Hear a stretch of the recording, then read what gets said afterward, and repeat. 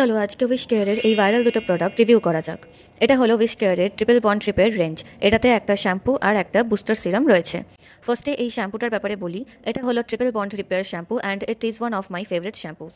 আমার hair naturally wavy and খুবই dry. এই শ্যাম্পুটা আমার হেয়ারটাকে খুবই জেন্টলি ক্লিন করে আর একদমই ড্রাই আউট করে না। এটা হেয়ারটাকে স্ট্রং করার পাশাপাশি ড্যামেজ রিপেয়ার করতেও সাহায্য করে।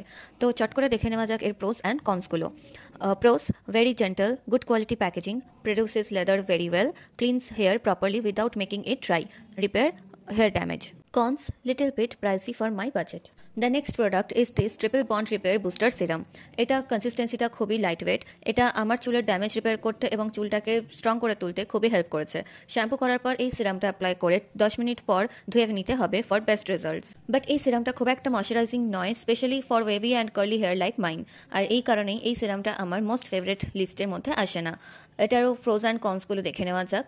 প্রোস: good quality packaging, very lightweight, good spreadability, very helpful to repair damage, make the hair strong. Cons: not so moisturizing, little bit pricey for my budget.